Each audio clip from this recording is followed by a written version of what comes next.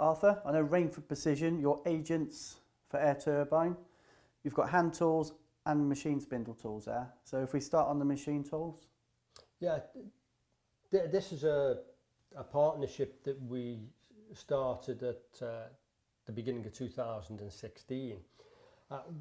As a company, you know, we're into micro cutting tools, and one of the big issues we have with customers buying our tools is getting them to use them at the correct feeds and speeds. And invariably, when you're getting below 1 millimetre and then below 0.5 of a millimetre, machines with 15,000 RPM really aren't doing justice to the cutting tool. And also, because the feed per tooth, you're wasting cycle time. And so therefore, having high-speed spindles means the customers can use and get better life out of their cutting tools, but also the cycle times are being reduced. Yeah, so on these, you say high speed, how fast? The top one is the baby of the range, is the 602 spindle, and that goes from 30,000 RPM up to 90,000 RPM. But you only have an individual speed, they're not variable. Okay. Okay, so what you see is what you get. So if it's 40,000, it will be 40,000 RPM. And what happens to the spindle on the machine? You run your main machine spindle at 0, and our spindles, and these are just an example with a 20mm cylindrical shank. We can provide them with HSK, BT, CAT back ends as an integral. So your spindle is stationary, and we've got an air supply either coming in from the side, or if on your machine you have through the spindle air, we can do it directly through the machine spindle.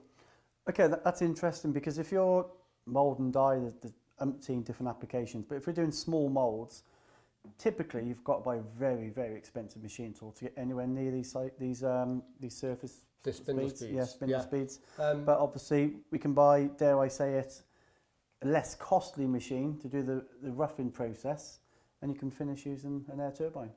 Yeah, we've just supplied one to a company where they had a very old, and I hesitate to call it a machining centre, it was a CNC machine, and their maximum speed was 2,500 RPM.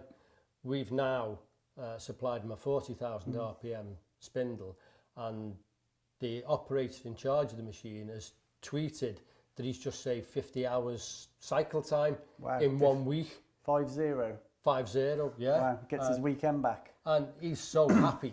Yeah. I've actually got an email here, and there's an example, a machine with an 8,000 RPM spindle, which is fairly common, fairly popular. The cycle time is 24 minutes. An 18,000 RPM spindle, which is what I would class as a fairly high speed for the UK. Yeah. 11 minutes, 30 seconds. And a 40k spindle, 40,000 RPM. The cycle time would be as little as 6 minutes, 12 seconds. You're actually saving 18 minutes off the cycle time, this gentleman. Yeah, and this is important to customers now, to address cycle times, because the demands for productivity are going up. You can't always buy a new machine. You mightn't have the budget, you mightn't have the space. You know, you need to adapt your machine to do your components in the best possible way.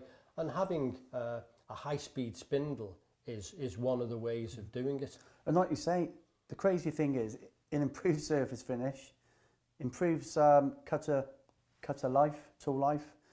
It's a win-win, isn't it? You're going to reduce. It's not like you're sacrificing one to gain another. You're not. These tools are designed to run at 50,000 RPM quite often. That's right. But the key thing from my point of view is that you've got to make sure you've got constant power. You don't want the spindle slowing down as you're taking a cut. So the key thing for me from air turbine is the fact that it's got constant power. We know what the horsepower output will be when we're machining. Another key feature for me is the concentricity at the front end is better than 2 micron. That will give you, as a customer, tremendous tool life compared to most machining centres. A standard machining centre in the UK probably has a spindle run out of up to say 5 micron, possibly more depending on the purchase price of the machine. So if we can improve the cutter concentricity, we're going to increase tool life and surface finish. In theory, it's a no-brainer. So when we look at these, is there any disadvantages to using these? I think the first thing that I get over to customers is that we need clean air, but as part of the standard unit, we have air filter systems. But conversely, there's a lot of benefits. A, because I've already referred to having the constant power output. We can run these spindles 24/7 for weeks on end, because with them being air driven, they're air cooled. So even after a week of operation, you can touch the end of the spindle. You're not going to burn yourself. Yeah, it's great because obviously you're buying expensive spindles. Some of these can cost 30, 40, 50,000 pounds for a spindle. So we're actually prolonging the life of our machine tool as well, aren't we? Yes. Our spindles vary depending on the size and the spindle configuration, between £3,500 and £5,500. So yeah, it's a capital outlay, but not as expensive as a new machine. And the fact that it can work in conjunction with the extra power of the machine spindle gives the customer lots of benefits. But if I can also just say that we've covered the 24/7 operation there. We haven't got issues with coolant flow. We haven't got problems with electrical supply.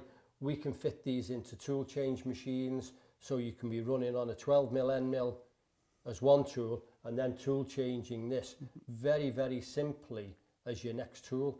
So there's no restrictions to integrating it into an actual production process.